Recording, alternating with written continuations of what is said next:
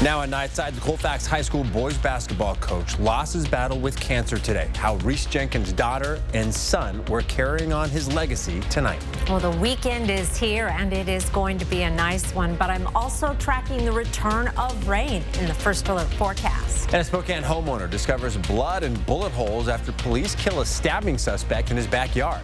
Now he's asking who pays for the cleanup. You're watching 4 News Now, Nightside. Tonight, the community of Colfax is honoring the life of beloved basketball coach Reese Jenkins. Good evening, and thanks for staying up with us. I'm Derek Dice. Coach Jenkins led the Colfax boys team for 18 years, winning 2 state titles. But after a battle with pancreatic cancer, he passed away today at the age of 45. He was a husband, a father, and a beloved member of the Inland Northwest basketball community. Despite his passing, 2 of his children took to court tonight in 2 B-state tournament games and dominated. His son Adric and daughter Allie lighting up the scoreboard in a pair of awe-inspiring performances. Sports Director Jack Wallace joins us now with how Reese Jenkins would have been extra proud of his kids tonight. You can say that again, Derek. Allie and Adric Jenkins, along with their mother and countless family and friends of Reese, have bared a tremendous weight both today and over the last few months. But tonight they showed remarkable strength, resilience, and heart, and outstanding performances for Colfax. Starting with Allie, she scored an incredible 41 points, 29 in the first half. Even wilder, that was all of the Bulldogs' first half points. The 15-year-old starting point guard scored a career high tonight in a game where her dad would be proud of her not missing a game and leading her 10th-seeded Dogs over 15th-seeded Okanagan to advance to the round of 12 in the Spokane Arena. And Adric followed that performance up with one just as great, drilling 21 first-half points, 34 total, and another standout night for the senior. He eclipsed the 2,000-point mark in the win tonight, helping lead the top-seeded Bulldogs to a win over the 8th-seeded Liberty Bell Mountain Lions, and will join his sister at the arena starting next week in the quarterfinals. His game will come Thursday at 5:30 p.m. A GoFundMe to support the Jenkins family has already raised over $75,000. And for a link to that page, you can find inside this story on our website at KXLY.com. Jack, thank you so much. ABC News is reporting Israel has launched a strike against Iran. We are going right now to a special report from ABC. We were woken up to the sound of the air raid siren. And as you say, the Israeli Defense Minister Katz has issued this statement saying, yes, this was a preemptive strike, as they refer to it, against Iran. They declare a state of emergency across the country.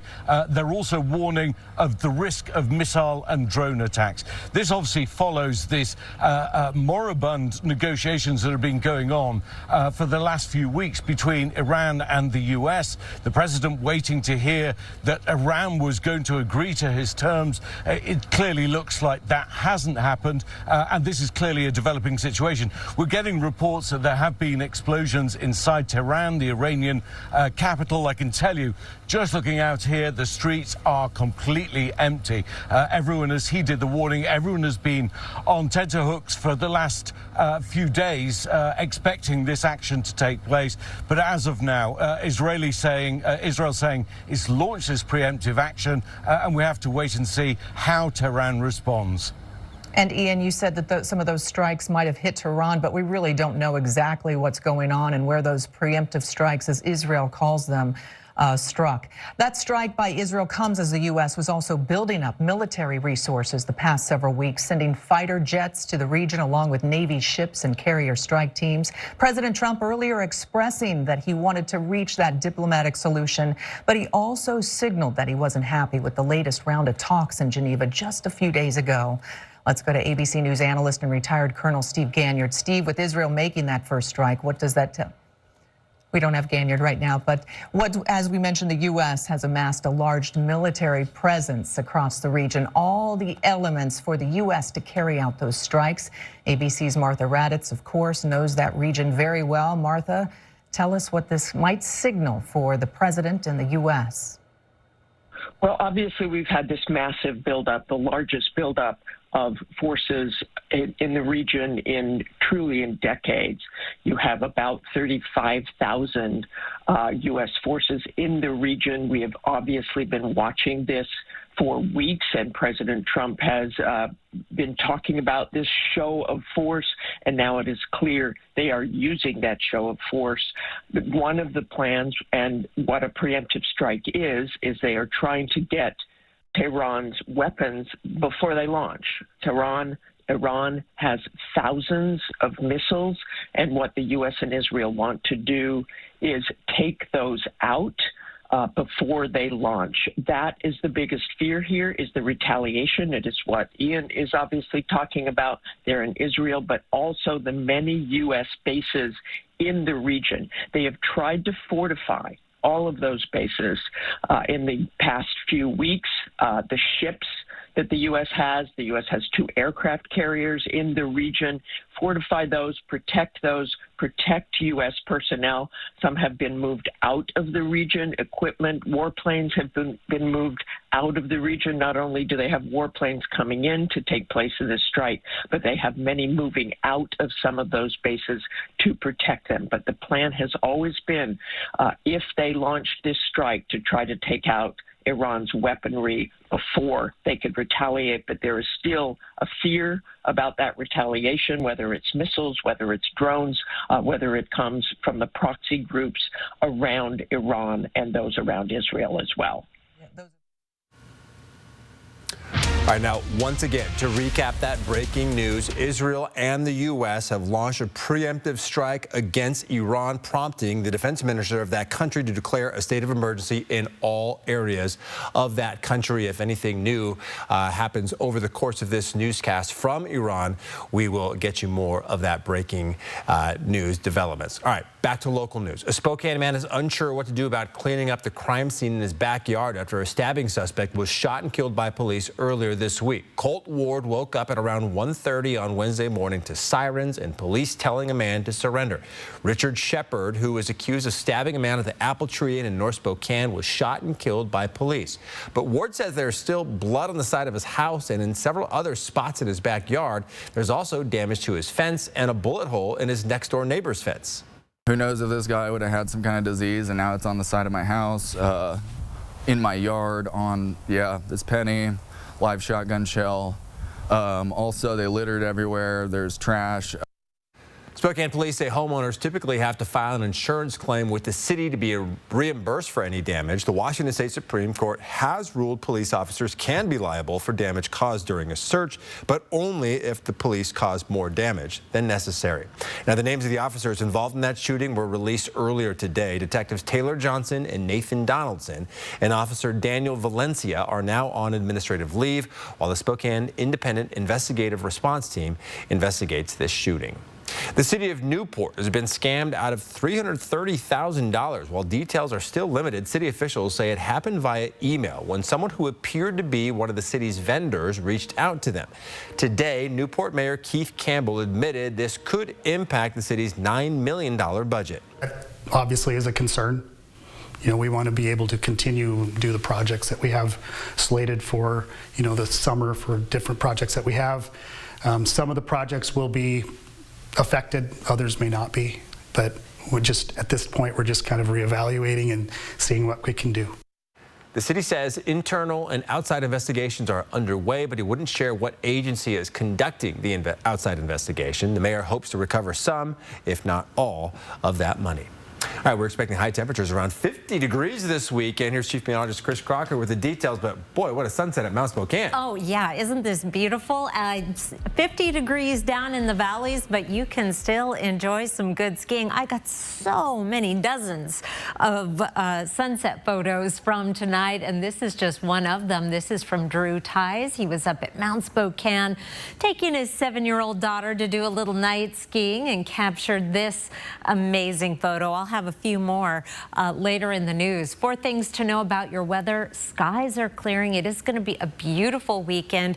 We will be near 50 tomorrow, but then in the 50s for the next several days. We do have some rain coming in the middle of next week, but tomorrow we are dry. Now, we may start the day off with a few clouds, 29 degrees at 7 o'clock. We warm up quickly, though. We'll be in the 40s by 11. We're heading to a high temperature of 48 degrees. 43 is our average high, and as we get into the afternoon, expect those skies to clear, and that sets the stage for a spectacular Sunday. It's going to be even warmer Sunday. I'll be back with your 7-day forecast, Derek. All right, Chris, thank you. Still ahead, WSU is pausing Greek events held on campus. We'll tell you why and share the requirements for their return. Download the KXLY Plus app on your connected TV. 4 News Now is brought to you by Horizon Credit Union, proud sponsor of the Extreme Team. What you don't know about money can cost you. I'm Derek Dice. This Money Saving Monday, I'll show you the game-changing move everyone should know, easy lessons that put cash in your pocket, and how a little homework could be worth $100 grand. Monday on Good Morning Northwest. Yolk's Exclusives. Original recipes crafted in-house every day by people who take fresh seriously and sold exclusively at Yolk's Fresh Markets. It's Truck Month with the Ford Crew. Truck Month only happens once a year. So it's gotta be big. Like available Pro Power on board big. Protect it with the Ford Security Package big. Biggest deals of the year big. There's only one Ford Truck Month. Deal's so good, we need a bigger door big. Oh yeah. And now get 0% APR for 60 months with 0 down and 0 payments for up to 90 days. Plus $1,000 Truck Month cash on select Ford vehicles. What kind of a book is it? It's a love story. The Notebook is now a romantic Broadway musical for the ages, full of butterfly-inducing highs. Why didn't you write to me? I wrote you a letter every day for a year. Based on the best-selling novel that inspired the iconic film. Fall in love again at The Notebook. March 17th through the 22nd at the First Interstate Center for the Arts. Tickets at BroadwaySpokane.com. Yolk's Exclusives. Original recipes crafted in-house every day by people who take fresh seriously and sold exclusively at Yolk's Fresh Markets. This show is wonderful, Jimmy. You're defending democracy. Yes! People have spoken. There's a lot more to come, so save your energy here. Jimmy Kimmel Live, weeknights on ABC. Sign up for the 4 News Now Daily Local at KXLY.com. All right, welcome back. Take a look at this video taken in Massachusetts of this giant snowman. This frosty friend stands 23 feet high and 25 feet wide.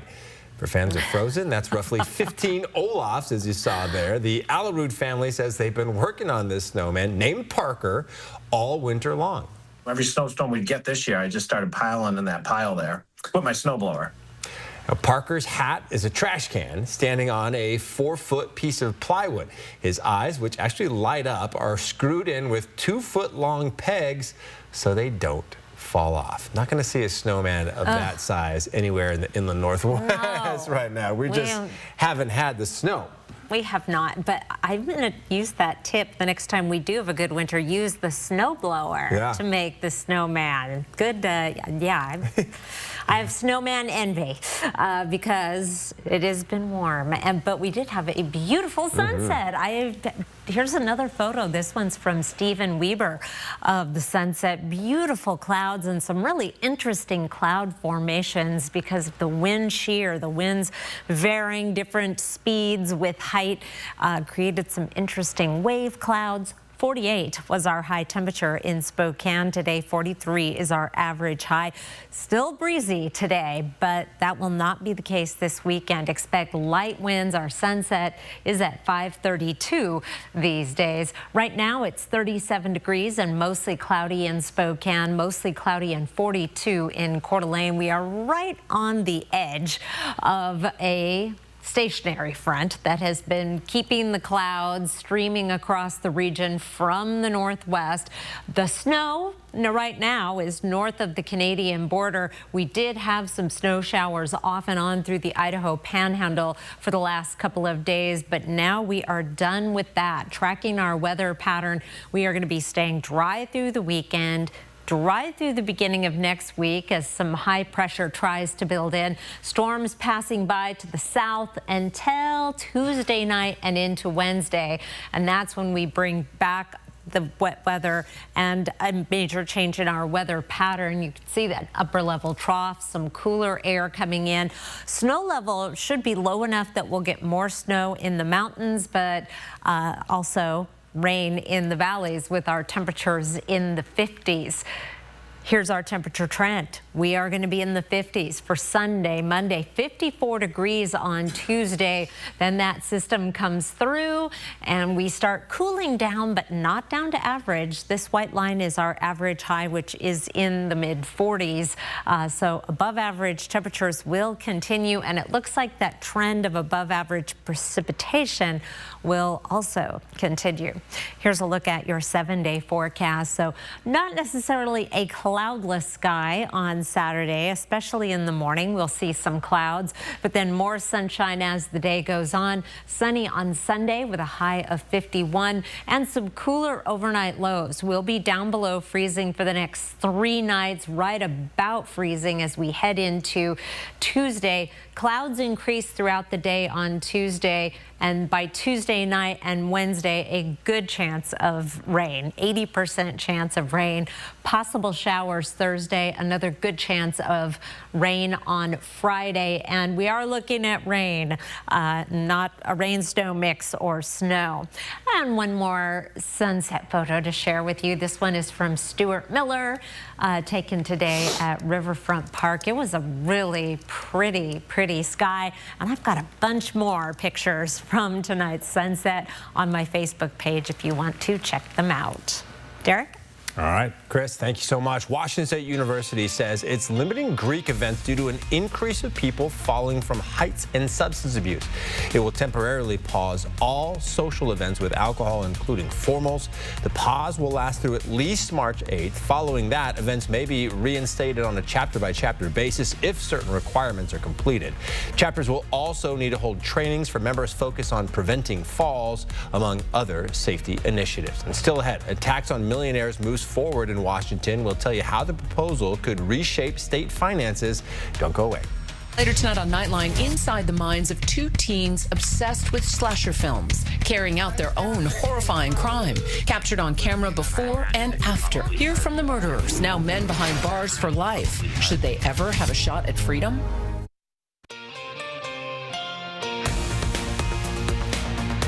Live stream KXLY Plus on the 4 News Now app. See the USA in your Chevrolet. America's asking you to call. Drive your Chevrolet through the USA. America's the greatest land of all. Get 1.9% financing on all 2026 Silverado 1500 pickups. Or get $6,350 total value on this Silverado. Plus $1,000 trade assistance when you trade in an eligible vehicle. I'm Mark Peterson, the Extreme Team and Horizon Credit Union, ready to take on our next job. If you know of a project that needs an Extreme Team makeover, go to KXLY.com to nominate it. Our thanks to Horizon Credit Union for sponsoring the 4 News Now.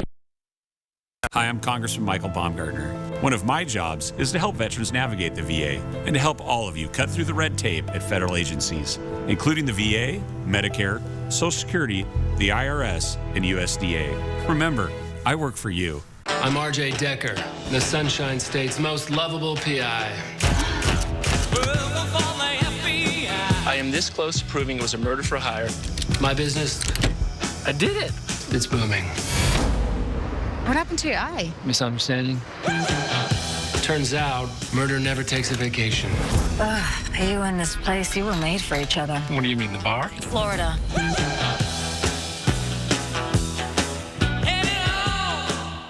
You've come to expect Expect more from 4 News Now, and we're giving it to you. Starting Sunday, the team you trust will be on Fox 28. More breaking news updates, more stories that impact your life, more ways to prepare for the weather with the First Alert Weather Team. Each night, watch 4 News Now at 10 on Fox 28. And start your day with Good Morning Northwest, 5 to 7 a.m. Plus special extended coverage just for you from 7 to 9. More options to get the news you want. Beginning Sunday on Fox 28. Expect more from 4 News Now.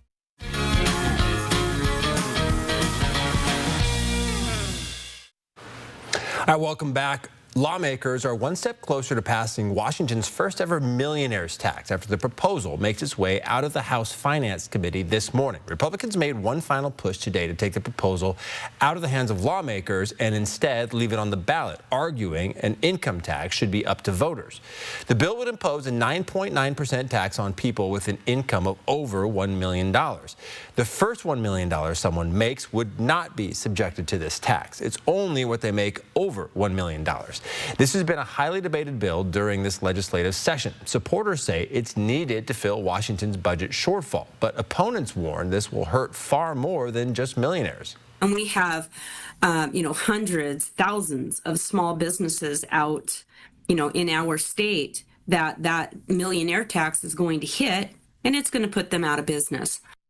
The businesses Eastern Washington Representative Suzanne Schmidt is referencing are those that make just over $1 million. On the other hand, Governor Bob Ferguson says he wants the bill to include a tax break for small businesses so they wouldn't have to pay business and occupation tax on the first $2.5 million. This morning, Democrats argued the tax is needed to address everything from funding for child care to health care. If passed, it would go into effect in January of 2028. $3 million in federal funding will go toward expanding the Spokane Regional Stabilization Center. Senator Patty Murray directed the congressional spending to Spokane County to add beds for people experiencing withdrawal. The funds will support a new building that adds to the existing center. County leaders said the sobering center will provide immediate treatment for those struggling with addiction, helping divert people from unnecessary hospital trips and the Spokane County Jail. In a statement, Senator Murray says she will keep fighting for funding to make sure people in Washington state get the care and treatment they are counting on and that could save their life.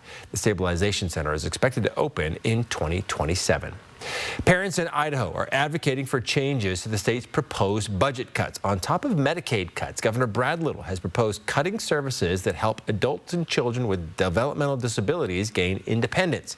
Families say these therapies can help their children gain independence and critical life skills. Because of the services that he's received, his life has changed immensely. The proposed cuts would force some clinics to close, and parents say they worry they'll need second jobs to pay for private therapy. Idaho's budget won't be finalized until March, so parents and local clinicians are urging people to contact their legislators now. Now for some of our top trending stories in the 4 News Now Story Tracker. The new restaurant Temple Tavern just opened up in the Garland District. It offers homemade Italian food and craft cocktails. Highlights on the menu include the tribute pizza with pepperoni and peppers and the banana bread espresso martini. Temple Tavern is open Tuesday through Saturday and has a Sunday brunch. Next, the city of Coeur d'Alene has announced the 4 finalists for its chief of police position. Among them is Craig Meidel, the former Spokane police chief. The candidates will go through a series of panel interviews that include participants from partnering agencies, community leaders, city staff, and elected officials. And after less than 4 months on the job, the sheriff of Shoshone County is stepping down. Sheriff William Eddy says the decision comes upon the advice from his doctor due to the high stress associated with this position. During his short tenure, the police chiefs of several towns expressed their displeasure with Sheriff Eddy's appointment, even issuing a letter of no confidence. You can find each of these stories and more at KXLY.com. All right, Jack Wallace is back. High school state basketball tournaments continue their opening round games tonight across the state. It's pretty exciting finals from both Cheney and West Valley. Before games at the arena heat up next week, we have the Hoops Lights coming right up after the break. Live stream KXLY Plus on the 4 News Now app. 4 News Now is brought to you by CARD, the Center for Asbestos-Related Diseases. The NBA is happening now on ABC and the ESPN app. It's a star-studded weekend on ABC. Primetime is showtime for LA. The rematch of the NBA Cup Finals is a must-watch. Two of the game's elite going toe-to-toe. And the duel in the mountains will shape the playoffs. Every single game is going to matter in the Western Conference. Saturday primetime, Lakers, Warriors. And Sunday showcase, Spurs, Knicks. And Timberwolves, Nuggets on ABC. This season, your refund goes further. At all Walker's Furniture and Mattress locations. For a limited time, we're giving you a sales tax discount equal to double or triple the sales tax, so you can refresh your space for much less with the tax break you need and the comfort you deserve. Plus, with no money down, special financing for 5 years, you can save now and pay over time. This week at Walker's, where quality just costs less.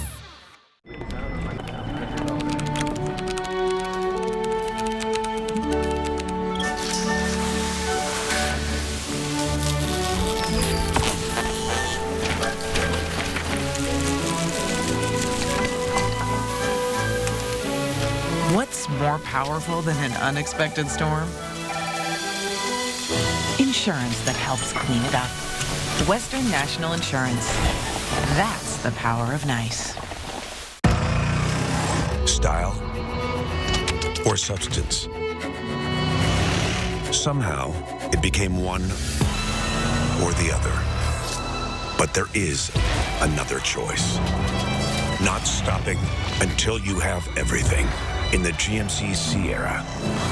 Get 0% APR on Sierra 1500 models. See your local GMC dealer. The Colfax basketball community had a heavy heart today with the loss of their head coach, Reese Jenkins, but the Bulldogs did have tremendous performances tonight through both of his children, despite the hardship, and they surely would have made him proud. Adrian Jenkins, the senior, leading his boys out tonight to open their road to state. He was huge in getting them here, and he's going to open the same way tonight. Gunnar Brown, pass inside. There's Jenkins with a two-handed slam. Colfax leads by 1, and they're going to keep this fast pace up. Brown with another fantastic dish. Look at him, no look there too. Jenkins open for 3, splash that, 7-3. Colfax lead late in the first quarter, and the route is on, pass inside. My goodness, Jenkins the flying alley-oop jam. High fives all around for that one. Jenkins scoring 21 first half points, 34 total to pass 2,000 career points in a 96-49 final. Colfax advances to the quarterfinals next Thursday evening. The energy flowed well before when the boys took the court when the Colfax girls faced off against the 15th-seeded Okanagan Bulldogs. Lola Henniger gets the clean layup in the paint to put the Blue Dogs up by 10, but the Red Dogs have Zora Wilson fighting through a ton of traffic to score and cut the lead in a little bit of a tad, but Colfax was just relentless. Allie Jenkins had a career night. She looks and looks over, finding Holly Robinson for the open layup right here. 12-point Colfax lead, and it's Colfax as the top dogs tonight. They beat Okanagan 61-48 behind a 41-point performance from Jenkins. She had all of Colfax's 29 first half points. Reardon Screaming Eagles up against the Cle Elum-Roslyn Warriors in the girls' side of the 2B bracket. This game over in Cheney. Denise Waters firing away a very deep 3. That hits cleanly.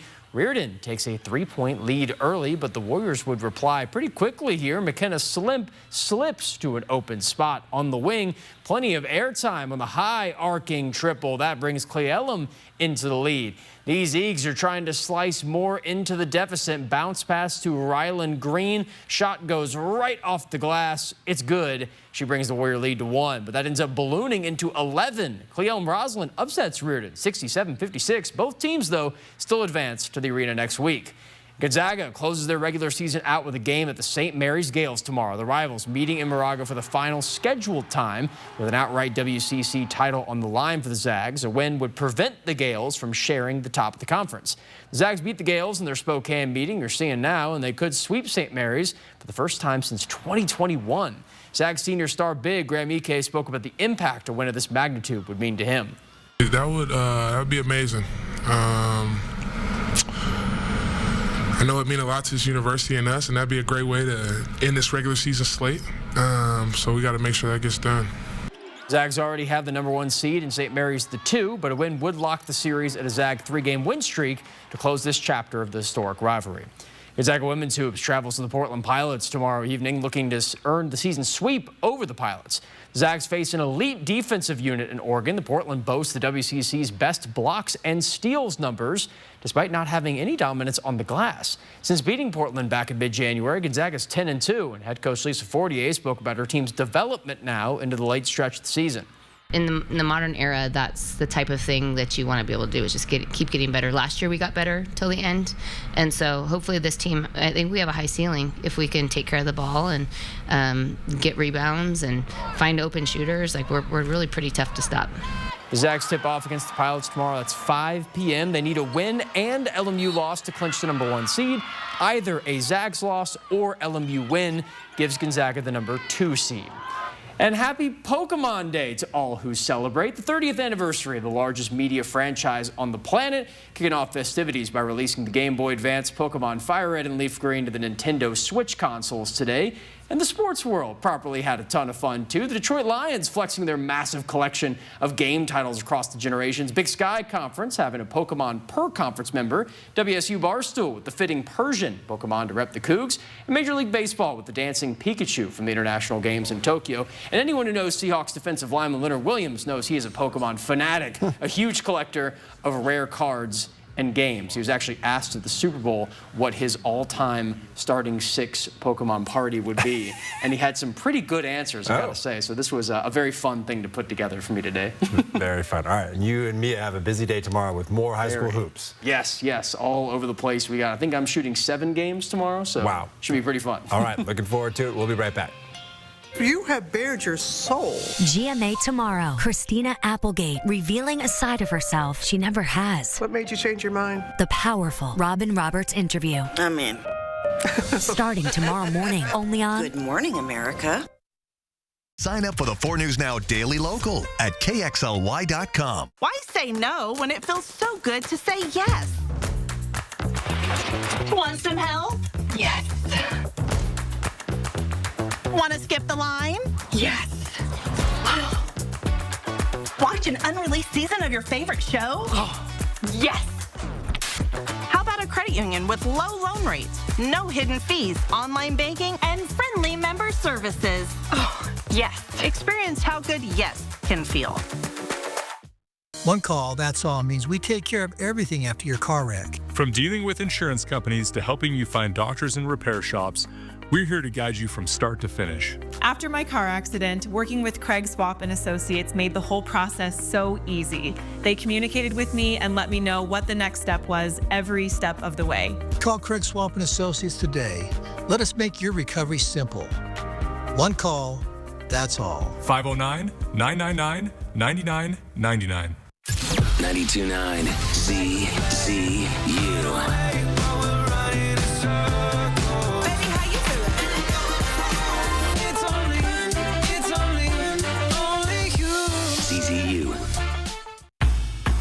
Gold medal markdowns are happening now at George Gee Kia.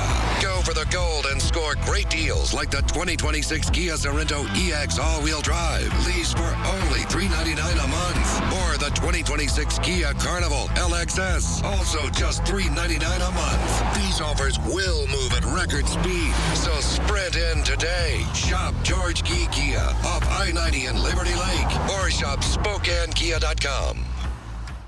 You've come to expect more from 4 News Now, and we're giving it to you. Starting Sunday, the team you trust will be on Fox 28. More breaking news, more stories that matter, more from the First Alert Weather Team. More ways to watch 4 News Now on Fox 28. Expect more. See breaking news in your area or have a story idea? Contact 4 News Now.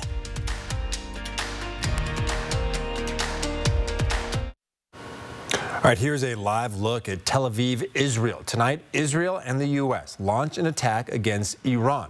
Israel's defense minister is calling it a preemptive strike. As we learn more about this strike and the U.S.'s involvement in it, we'll share it with you in our newscast this weekend and, of course, on KXLY.com. Australian photographer Maddie Smith has been named Underwater Photographer of the Year for 2026. His award-winning photo, named Rock Pool Rockies, features a pair of southern elephant seal pups in a rock pool taken on the Falkland Islands. Smith says the image was inspired by watching dozens of baby seal pups climbing over each other on the rocks at sunset. Those are some incredible images, my word. Your planning forecast. Plan on dry weather for the next 4 days and very spring-like. I think the headline of the weekend is the wind dying down. It is much more pleasant when it is not gusting to 35, 40 miles an hour. And winds will be light, temperatures just a hair above average, and should get some sunshine. Lovely. Yeah, people are going to enjoy that vitamin D over the next few days for sure. All right, thanks so much for being with us here on 4 News Now Nightside. We hope you all have a great weekend. Want to remind you that starting on Sunday night, it'll be our first edition of 4 News Now at 10 on Fox 28, and then we'll have extended coverage on Fox 28